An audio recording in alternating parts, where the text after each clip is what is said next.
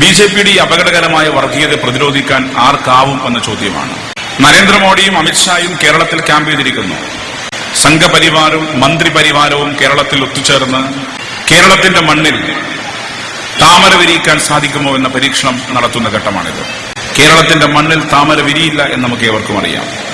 അപകടകരമായ രീതിയിൽ ബിജെപി വർഗീയ രാഷ്ട്രീയം മുന്നോട്ട് വെക്കുമ്പം ആ വർഗീയ രാഷ്ട്രീയത്തെ പ്രതിരോധിക്കാൻ ഒരു നെഞ്ചൂക്കുള്ള ഒരു പ്രസ്ഥാനം അത് ഇടതുപക്ഷ പ്രസ്ഥാനം മാത്രമാണ്. ആ ഇടതുപക്ഷ പ്രസ്ഥാനങ്ങളെ തകർക്കാൻ വലിയ നീക്കം കേരളത്തിൽ നടക്കുകയാണ്.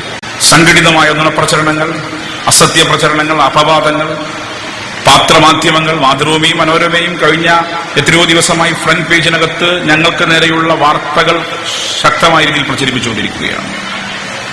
പക്ഷേ മലയാളിക്കറിയാം ആരാണ് അവർക്ക് രക്ഷകനായി എത്താൻ സാധിക്കുക, ആരായിരിക്കും അവരുടെ രക്ഷകർ. ഒരു സംശയവും വേണ്ട, ഇടതുപക്ഷമായിരിക്കും. ഇടതുപക്ഷം ദുർബലപ്പെട്ടുപോയാൽ എന്താ സംഭവിക്കുക? ഈ സംഘടിതമായ നുണപ്രചരണങ്ങളിലും അസത്യങ്ങളിലും അപവാദങ്ങളിലും പെട്ട് ഇടതുപക്ഷ രാഷ്ട്രീയത്തിന് കേരളത്തിൽ പോറിലേറ്റാൽ എന്താകും നാടിന്റെ ഗതി? നിങ്ങൾ ആരും ചിന്തിച്ചോ?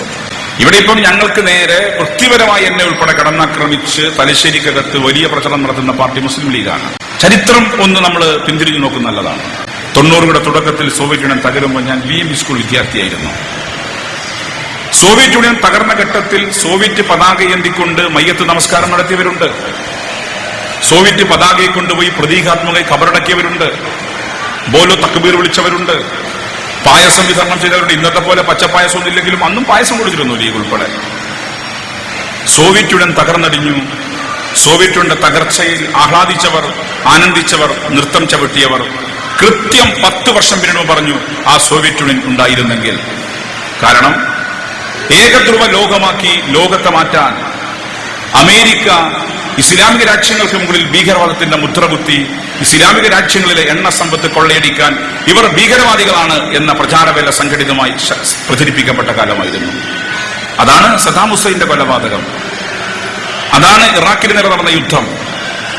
ഈ മുസ്ലിം ലീഗ് ഉൾപ്പെടെയുള്ള രാഷ്ട്രീയ പാർട്ടികൾ വളരെ പതിഞ്ഞ സ്വരത്തിൽ പറഞ്ഞു ആ സോവിയറ്റ് യൂണിയൻ ഉണ്ടായിരുന്നെങ്കിൽ ഈ ഇറാഖിന് നേരെ ഉൾപ്പെടെ ഇസ്ലാമിക രാജ്യങ്ങൾക്ക് നേരെ ഉൾപ്പെടെ അമേരിക്ക കടന്നാക്രമണം നടത്തുമായിരുന്നില്ല. അതുപോലെ പക്ഷെ സോവിയറ്റ് യൂണിയൻ അപ്പോഴേക്കും തകർന്നു പോയിരുന്നു.